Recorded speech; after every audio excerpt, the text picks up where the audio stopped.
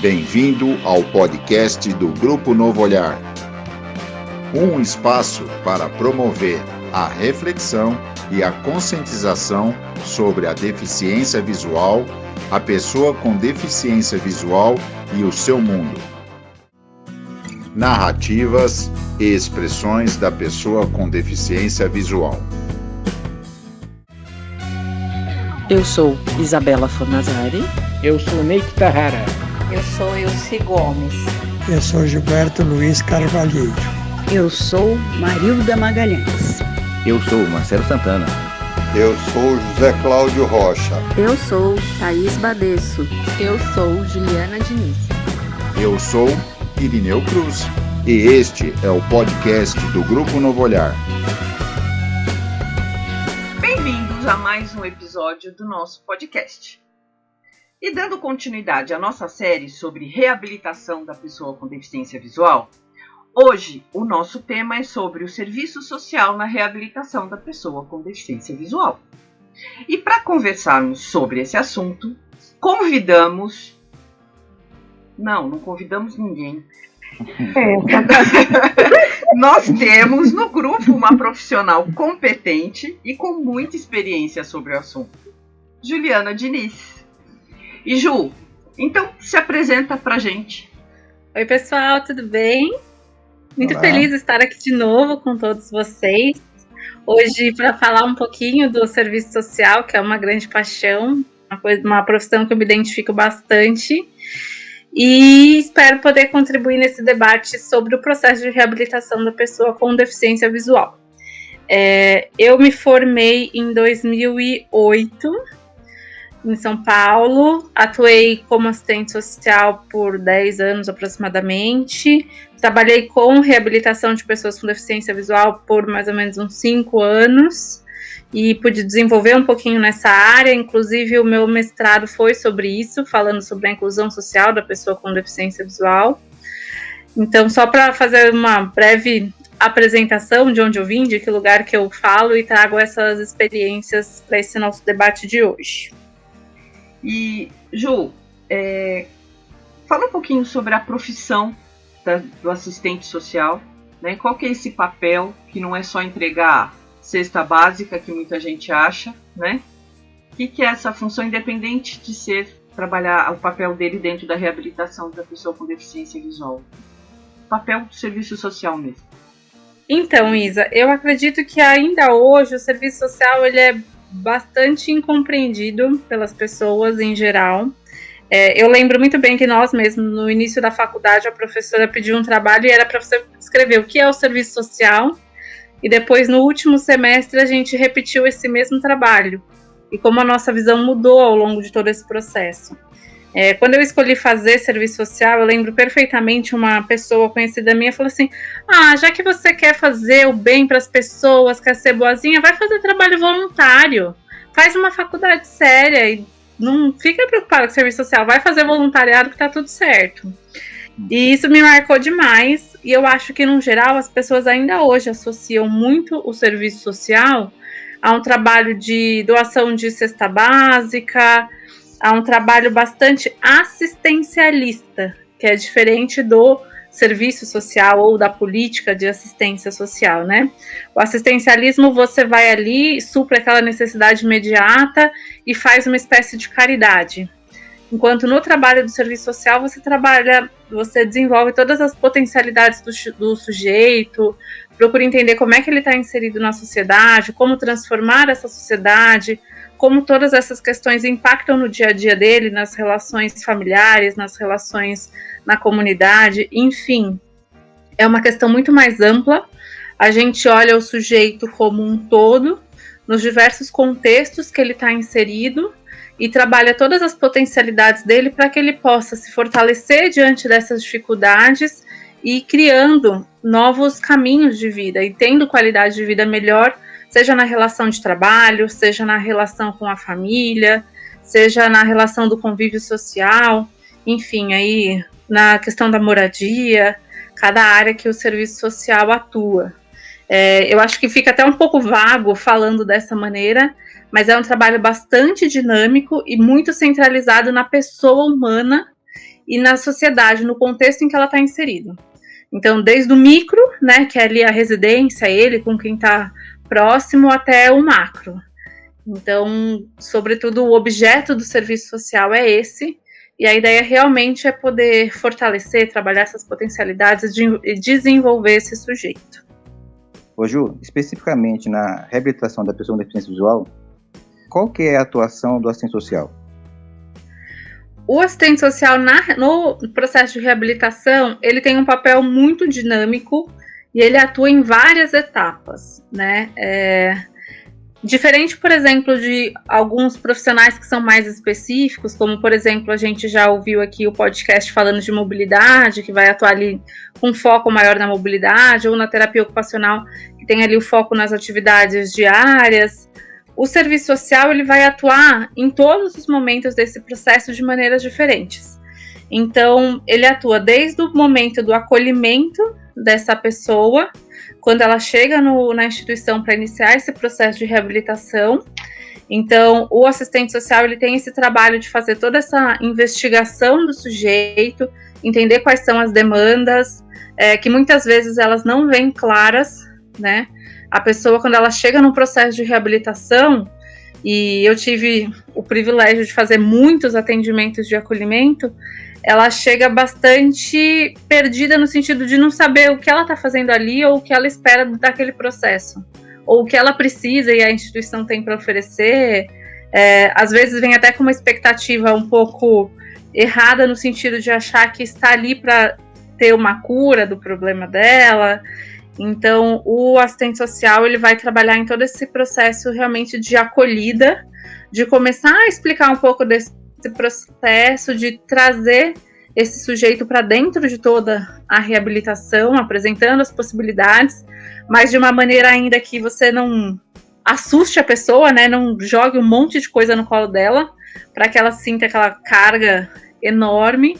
Então, é um trabalho bastante delicado de se fazer, dessa de colher informações e fazer com que a pessoa, de fato, ela se interesse, ela se veja diante de alguma coisa que possa contribuir no processo dela de reabilitação. A partir desse processo de acolhimento, e aí eu acho que a gente pode falar um pouquinho mais de cada uma dessas etapas, o serviço social, ele faz todo o acompanhamento ao longo do processo de reabilitação. Eu acho que ele tem um papel-chave bastante articulador dentro da equipe interdisciplinar, né, que se trabalha. Então, um ponto que precisa ser deixado muito claro em reabilitação, nenhum profissional trabalha sozinho. Se você for para uma reabilitação, só tiver um assistente social, não adianta de nada. Se tiver só um psicólogo, também não. Só um terapeuta ocupacional, também não. Então, é um trabalho muito articulado entre os profissionais. O assistente social, ele é o profissional que costura essa rede, né? Ele liga esses pontos todos. Então, é ele quem leva o caso ali para ser discutido, identifica com os profissionais as demandas. A Isa está aqui que não me deixa mentir quantas milhares de vezes eu bati na porta dela falando: Isa, me salva, temos um caso assim, assim, assado. E quantas vezes nós fomos juntas falar com outros profissionais.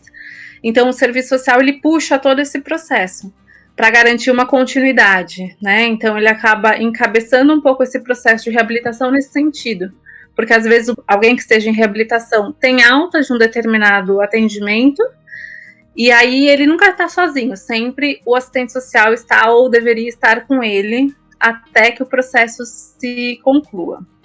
Então, ele tem esse papel bastante articulador e de garantir que seja visto todas as etapas, né, todas as necessidades. E aí tem papéis mais específicos mesmo, quando você fala de um trabalho específico voltado para o mercado de trabalho, para a inserção profissional desse sujeito. Então, entender como se dá o mercado de trabalho, quais são as formas de reinserção, como pode acontecer essa adaptação, não só trabalhando o sujeito, mas também trabalhando o ambiente profissional. Tem a própria questão de trabalhos com as famílias, que trazem uma dificuldade de como lidar, né, com toda essa situação da deficiência. Não só a deficiência, mas outras diversas questões que a gente observa ao longo do processo. Então, quantas vezes a gente acaba num atendimento que tem como objetivo, por exemplo, levantar demandas específicas de trabalho, você acaba identificando diversas demandas sociais mesmo, diversas fragilidades daquela família que elas precisam ser atendidas.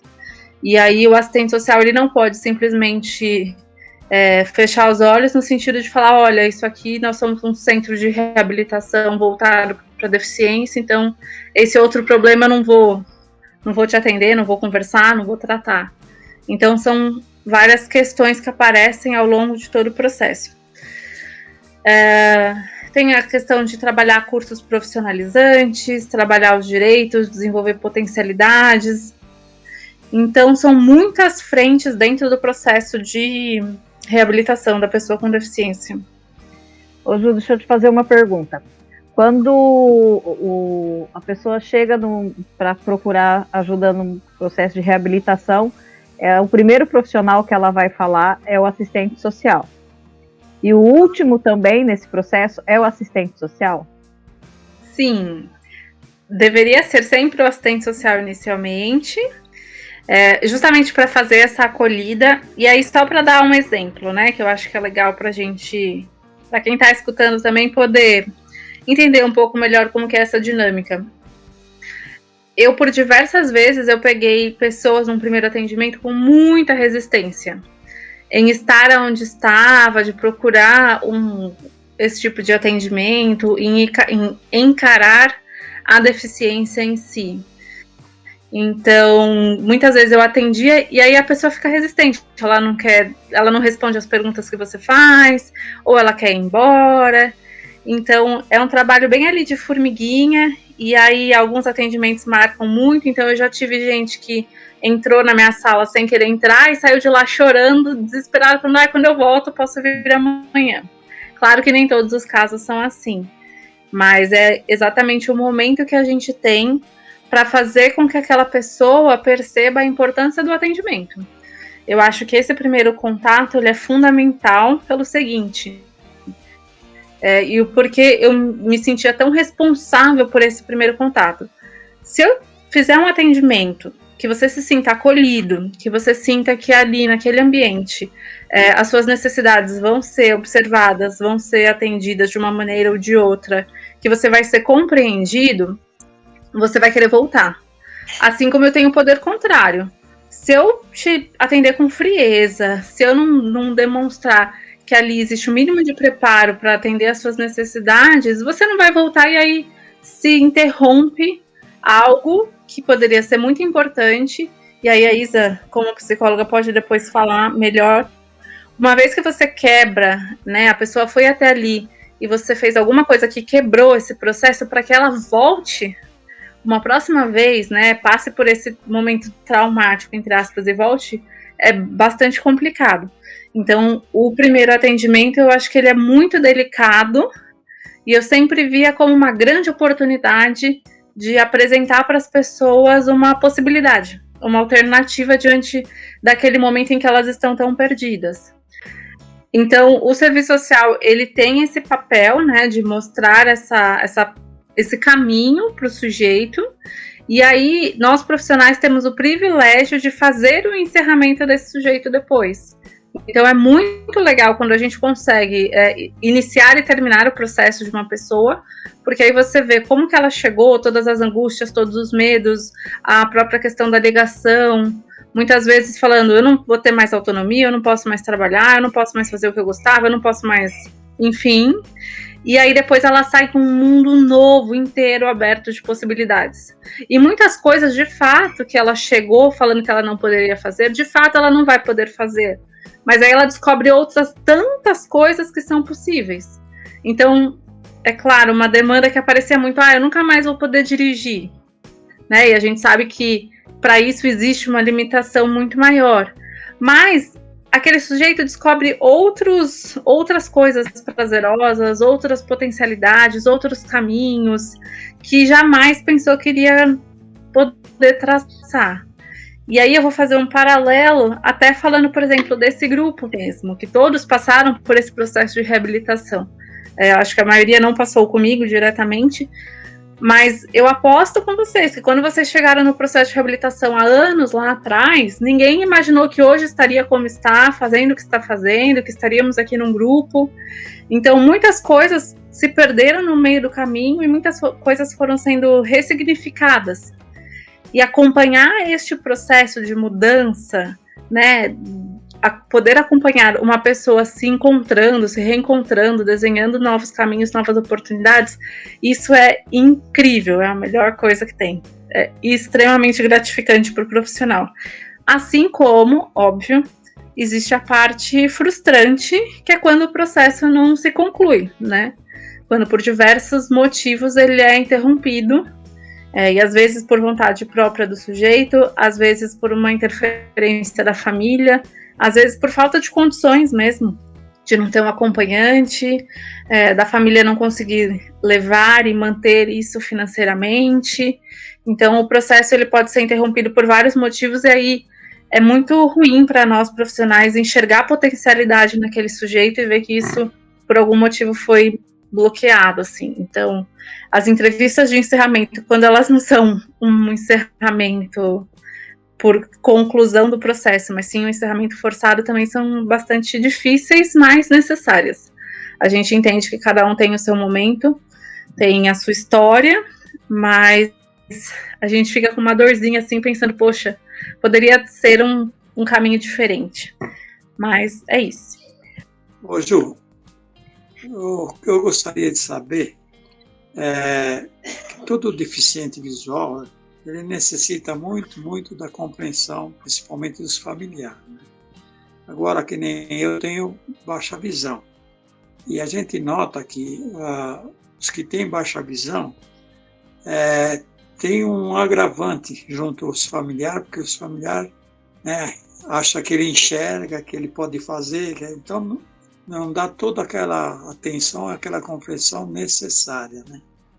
E assistente social, quando percebe o afastamento da família na ajuda para a reabilitação de um deficiente visual, ele usa até o extremo de sair da fundação e visitar o parente na casa dele para fazer esse tipo de ajuda que o assistente social faz. Então, seu Gilberto, acho que um ponto importante aí para ser colocado é que quando a gente fala em processo de reabilitação, a gente nunca pode pensar só na pessoa que tem a deficiência. A deficiência, ela gera um impacto direto naqueles que estão ao redor, né? Que é a família, normalmente a família que mora com o sujeito. Então, se você pensa em tratar só uma parte de toda a situação, né? Fazer a reabilitação só com o sujeito, já tem uma falha aí. A família, ela tem que ser envolvida de alguma maneira, para que ela entenda o processo, ela entenda as dificuldades que a deficiência acarreta, tente minimamente entender, né, quais são as dificuldades práticas daquele indivíduo. Até a Ana, né, a gente falou um pouco disso no episódio dela, né, sobre a questão da família, que a gente sabe que no caso da baixa visão é um pouco mais complicado da família compreender, mas também tratar essa família no sentido, ela tem as suas próprias inseguranças, as suas próprias dores, as suas próprias angústias relacionadas à deficiência, né? Como é que é para uma esposa sentir, meu esposo tem deficiência, ele não consegue mais fazer as mesmas atividades de antes, isso gerou um impacto emocional na minha casa, como é que eu trato isso, como é que eu conduzo? Então a família, ela sempre tem que ser muito bem observada neste processo. Agora, respondendo especificamente o que o senhor falou, a questão da visita domiciliar, ela acaba sendo necessária em casos bem mais pontuais, quando você não consegue trazer a família para dentro da instituição, né? Sempre o movimento que a gente fez foi de trazer essa família para a reabilitação, tentar com que ela fizesse parte do processo, mas já teve situação mais extrema da gente ir até a casa. Né, teve o caso de um jovem que estava indo muito bem no processo de reabilitação, na conquista da independência dele para andar sozinho, com vários planos de trabalho, de estudo, enfim. E quando a mãe percebeu tudo isso, ela parou o processo. Não aceitou mais, não deixou mais que o filho fosse. Então a gente percebendo todo esse potencial e percebendo que era uma resistência da família, nós fizemos uma visita domiciliar para poder conversar com essa mãe. Foi um caso que a gente não teve sucesso no final, né? A gente não conseguiu trabalhar a mãe a ponto dela apoiar esse processo. Então, são situações que acontecem, mas o serviço social ele pode sim fazer esse tipo de intervenção. Eu acho que é bem cabível em muitas situações. Ju, continuando nessa linha aí de raciocínio, quando vocês determinam, né, vocês percebem que está pronto, está reabilitado? Maria, da minha vontade é te devolver a pergunta. Quando é que você achou que você estava pronta? Mas respondendo, eu acho que eu acho que não tá. Não estou pronto. Eu acho. É um conjunto de fatores. Eu acho que não tem como uma única pessoa chegar e falar: olha, essa pessoa está pronta, podemos liberá-la de algum atendimento. É algo que tem que ser conversado entre os profissionais e também dos profissionais com o sujeito, né? Perceber de fato como você está se sentindo. Porque às vezes, por exemplo, um terapeuta ocupacional pode falar: você já aprendeu a técnica para fazer bolo, sei lá. Mas você se sente segura com relação a isso? Né, todos os pontos que envolvem isso já foram trabalhados, então eu acho que é muito uma troca e uma resposta em conjunto, mas partindo principalmente da pessoa com deficiência.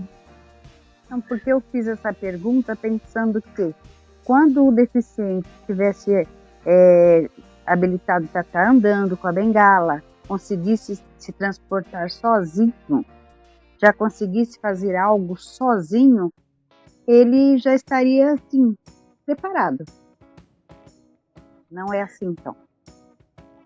Ele pode estar preparado para andar sozinho. Você pode ter técnica, mas só a técnica por si, ela não resolve.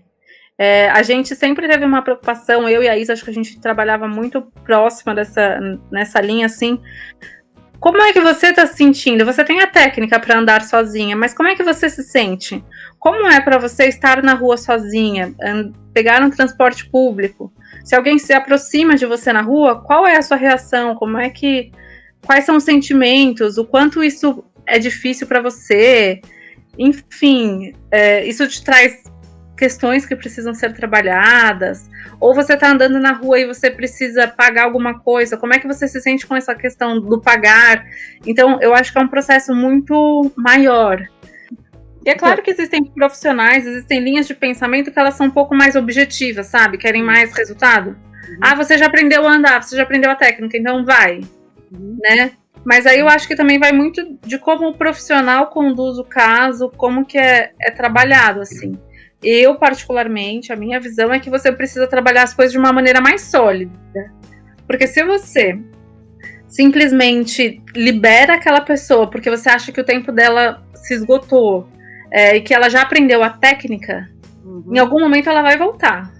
Porque, de fato, as questões que fortalecem aquele processo não foram trabalhadas. Então, a técnica é simples, mas o aplicar aquilo no seu dia a dia é muito diferente. É como se fala, você fazer a faculdade e você ir trabalhar na prática. Eu posso ter feito a minha faculdade, pegar meu diploma na mão, lindo, maravilhoso. Amanhã ou depois eu vou ser uma ótima profissional? Não. É claro que eu vou aprender isso na prática.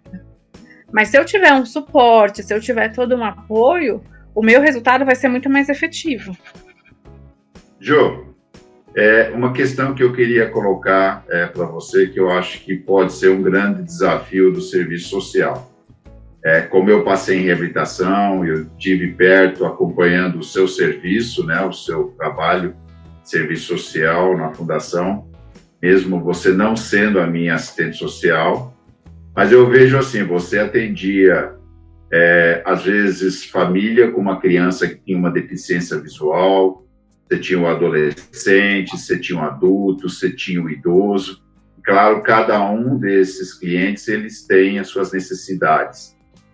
Existe algum desafio em relação ao tipo do público que você está atendendo? Você vê alguma necessidade a mais que você tem que ter um cuidado mais especial dentro desse público, ou o serviço social tem alguma estratégia que acaba trabalhando da melhor forma todas essas pessoas?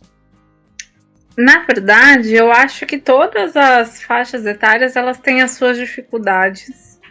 Eu não separaria nem tanto por faixa etária, mas mais pela condição mesmo da pessoa. Eu já atendi casos de criança que foram muito difíceis, casos de criança que, nossa, a criança chega com uma maturidade assim que você fica chocado. Já atendi casos de adultos que foram muito difíceis e outros que foram bem tranquilos.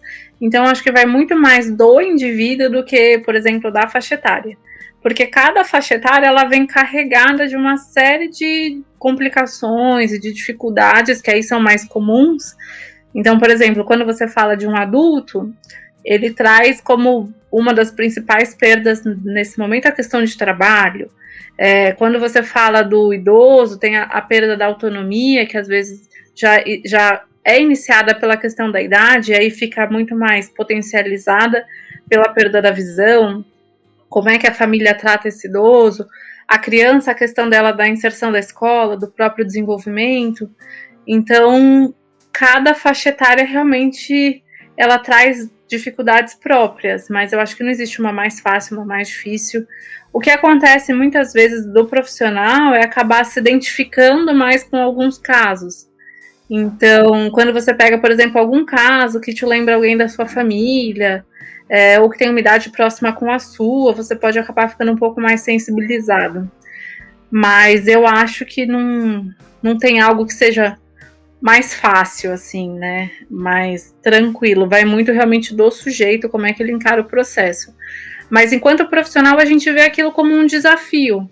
Eu, particularmente, quando pegava casos assim um pouco mais complexos, a gente gosta no sentido de querer fazer um bom trabalho, de poder, de fato, tirar de toda aquela situação algo positivo, assim. Então acaba sendo um motivador. Com as crianças, como vocês fazem o acolhimento dos familiares, se é muito complicado.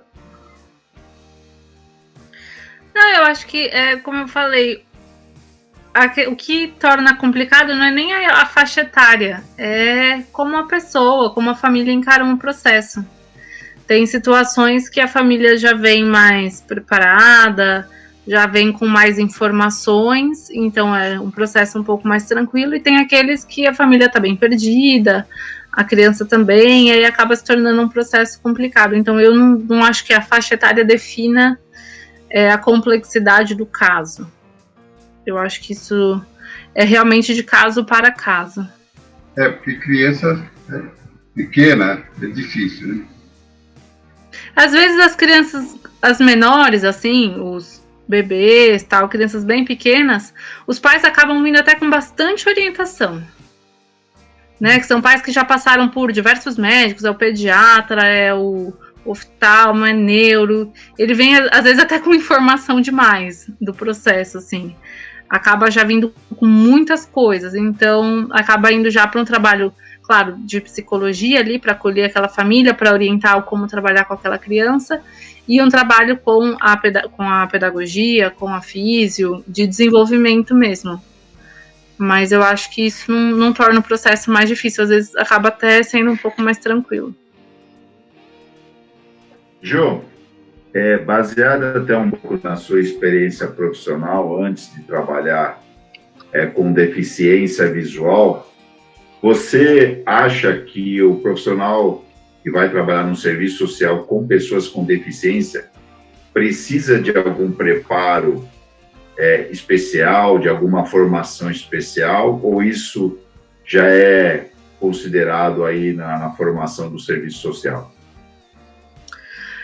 Eu, quando eu fui trabalhar com deficiência, com pessoa com deficiência, eu não sabia nada dessa temática especificamente.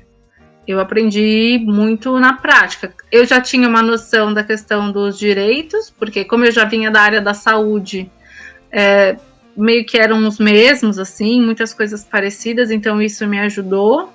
Mas em relação à deficiência, especificamente, eu não tinha uma formação. Eu acho que vai muito do próprio preparo do profissional mesmo. A gente estuda para lidar com situações de vulnerabilidade, com situações mais extremas, e aí cada instituição que você trabalha tem uma dinâmica muito específica, uma forma de trabalho muito específica. Então você vai pegando isso com a prática. Claro que o básico, né, fazer uma intervenção, fazer uma entrevista, fazer até um relatório, poder conversar com a equipe, isso é muito da profissão e vai ser em todos os lugares. Então acaba mudando um pouco o que você fala, mas o contexto ali não foge muito. Mas facilita muito quando você já tem um mínimo de conhecimento, no caso do serviço social, principalmente essa questão de leis, benefícios, recursos sociais, isso é importante. É um caso que eu gosto bastante de comentar. Às vezes ali a gente fica muito preocupado em entender a condição financeira daquele sujeito, entender as principais dificuldades daquele sujeito em relação a você anda sozinho, como é a sua relação de trabalho, qual é a renda, enfim, coisas muito mais práticas, e acaba perdendo pontos pequenos que são tão sutis e que se você deixar passar eles são tão importantes. Eu lembro uma vez eu fazendo um primeiro atendimento com um cliente. E aí a gente estava perto do final do ano, a Isa até já vai saber que história é. E aí a gente estava muito próximo do final do ano e eu perguntei para aquele cliente, como é que você passa o Natal? E era um rapaz jovem, 20 e poucos anos, sei lá, 21, 22, bem novo. E aí ele falou que todos os anos ele passava o Natal sozinho, porque ele não sabia comer de garfo e faca. Então a família toda se reunia, ele preferia não ir para não passar vergonha. Então você vê uma pergunta tão boba, tão simples, e aquilo gritou para mim de uma maneira tão grande, porque pensa como é para um indivíduo, para um jovem, passar todos os natais sozinho por vergonha da própria família, por não saber comer. E aí a gente se aproximando do final do ano. Então isso mostra muito como que era a inserção desse sujeito dentro da própria família, na sociedade, né? O quanto ele vivia a exclusão em pequeníssimas coisas no dia a dia. E aí é o tipo de caso que a gente acabou tendo uma intervenção muito imediata. Eu conversei com a Isa, conversei com a terapeuta ocupacional, porque eu falei, gente, o Natal tá chegando, vamos resolver este problema antes do Natal, para que a gente possa mudar essa situação. Porque para muitos seria só passar o Natal, mas para aquela pessoa, o que aquilo ia representar, né? O empoderamento que aquilo ia trazer, esse sentimento de pertencimento que isso ia trazer no indivíduo. Então eu acho que o serviço social ele também tem que estar muito atento a essas sutilezas, porque é nisso que você pega as questões do cotidiano, né? O que de fato aquele sujeito vive no dia a dia. Ju, você, enquanto assistente social que fazia os acolhimentos, né, da pessoa ali com deficiência visual, sendo ela cega ou com baixa visão, você percebia que tinha alguma diferença nessa aceitação da pessoa em receber o que tinha ali a instituição a oferecer para ela? Porque, assim, outros profissionais já relataram que a pessoa com baixa visão, ela tem muito mais resistência a certas coisas, né? Então, vamos supor, de repente, a pessoa com baixa visão chegava lá e falava assim, eu quero só informática, mas você, às vezes, percebia que se você insistisse em mais alguma coisa, ela podia ter um desenvolvimento em outras áreas, por exemplo, porque eu não sei se existe muito essa diferença ou se acaba sendo igual para os dois casos, para baixa visão e para quem chega com a cegueira. Essa pergunta é muito boa, Thaís. Eu acho que existe muito, muito. Primeiro, e aí eu acho que a questão da baixa visão é muito mais complicada de se trabalhar. A resistência já existe logo de cara, e aí falando da fundação, né, onde a gente tem a experiência, pelo próprio nome da instituição, Fundação Dorina Noil para Cegos. Então eu atendi muitas pessoas com baixa visão que já achavam que estavam no lugar errado, porque elas não eram cegas. Então, a começar por aí. Eu acho que também uma outra coisa que era muito comum na baixa visão, ainda há uma expectativa grande na recuperação da visão. Então, muitas pessoas, muitas com baixa visão, elas em algum momento passaram num oftalmo, esse oftalmo deu uma cartinha, falou, olha, vai neste lugar que eles vão te ajudar. Ponto. E a pessoa chegou num lugar que ela ia ser ajudada, só que ela vem com a expectativa de que ela vai ser ajudada de que maneira? A recuperar a visão, a melhorar a visão, a usar melhor aquela visão que ela tem. Então, isso sempre foi um dificultador muito grande para início de processo. Primeiro, você alinhar a expectativa daquele sujeito. O que ele está buscando normalmente não é o que você tem para oferecer. Enquanto uma pessoa cega, ela já vai muito mais direcionada. Eu vim aqui porque eu preciso aprender a andar de bengala, porque eu preciso fazer minhas atividades do dia a dia. Ela já ia com essa demanda muito mais clara do processo de reabilitação como um todo. E o baixa visão, muitas vezes ia como você falou, não, eu vim aqui só porque eu preciso de orientação para mexer no celular. E aí você começava a conversar e aquele sujeito trazia uma série de dificuldades, em vários sentidos, e gritante a questão a ser trabalhada com a psicologia, que era da compreensão e da aceitação da condição visual dele. Então, eu sempre percebi, sim, uma resistência muito maior por parte de quem tem a baixa visão no processo de reabilitação como um todo. Dele, primeiro, entender a deficiência, que muitas vezes também não entende, que aí é um trabalho que a parte da ortótica faz com maestria. Depois, trabalhar a questão de aceitação mesmo, né? O que é essa deficiência, o quanto ela impacta na minha vida, como eu vou lidar com isso daqui para frente, e aí até o ponto dele estar preparado para ele perceber que precisa de uma bengala, que ele precisa de uma terapia ocupacional, que o equilíbrio dele já não é mais o mesmo, então um atendimento com fisioterapia vai ser importante. E aí acaba que aos poucos você vai trabalhando e deixando também que a pessoa sinta essas necessidades, assim, que ela perceba o quanto esses atendimentos podem ser positivos. Mas tem muitas pessoas que concluem até o processo de reabilitação sem ter essa aceitação, assim, sem ver esses atendimentos como aliados num processo, e recusa, fala, não preciso e pronto. Né? Principalmente com relação à bengala, quantas vezes a gente vê quem tem baixa visão tendo uma resistência maior, e às vezes acaba percebendo a necessidade quando sofre algum tipo de acidente, né? Tem alguma situação assim que acaba sendo mais extrema. Mas eu acho que é bem mais complicado, sim, um processo de reabilitação para baixa visão. Obrigada. Me identifiquei em parte da sua fala. Eu cheguei exatamente assim, que o médico me encaminhou. Ele não me falou assim, com essas palavras, vai lá para ser ajudado. Ele falou assim, você vai nesse endereço, colocou o endereço, colocou o nome da instituição e mandou que eu fosse procurar mobilidade.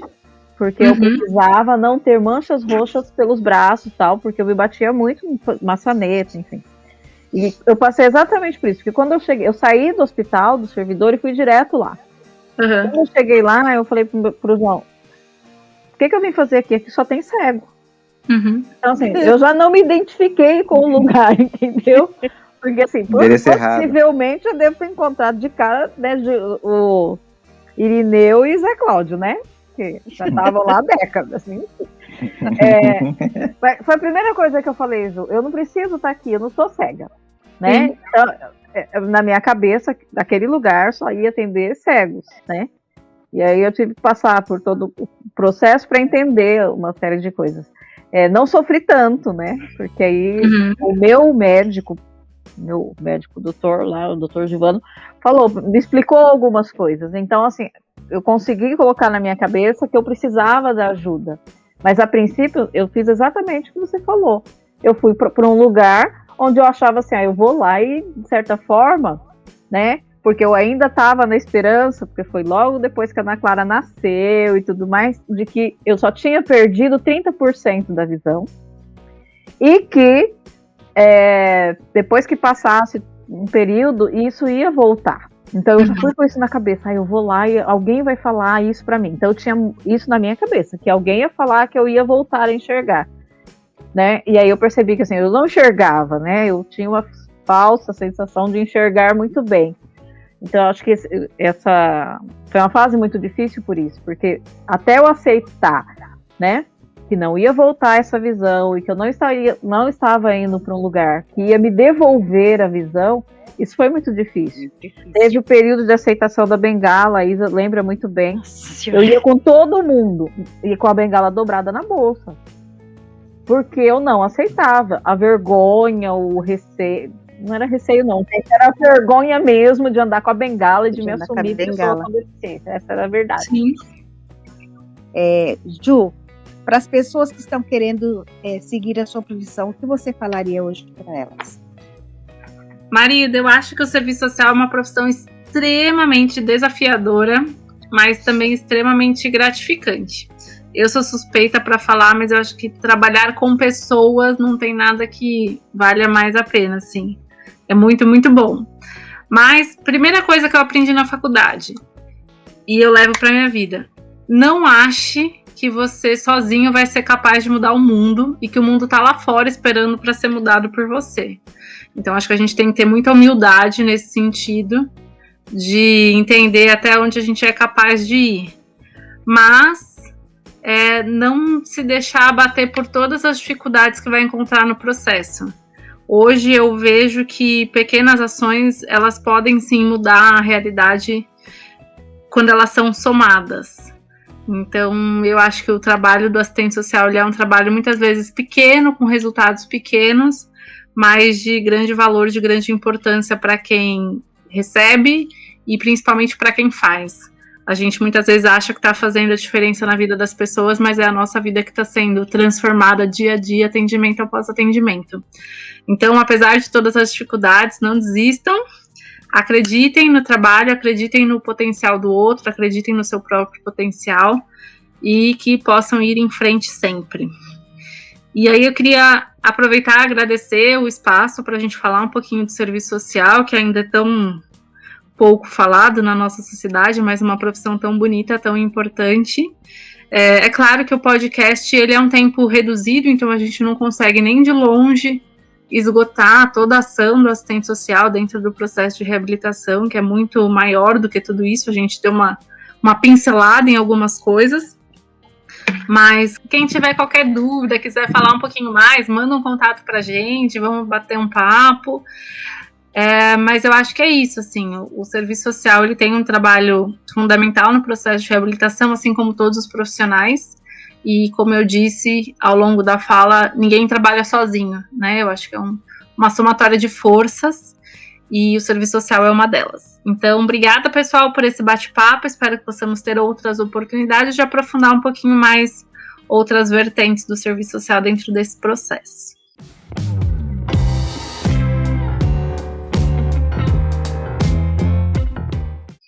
Se vocês quiserem entrar em contato com o Grupo Novo Olhar, é só acessar através do Facebook ou Instagram, @DVNovoolhar, DV de deficiente visual, ou pelo e-mail, contato@gruponovoolhar.org. Chegamos ao fim de mais um episódio do nosso podcast. Espero que vocês tenham gostado e sayonara.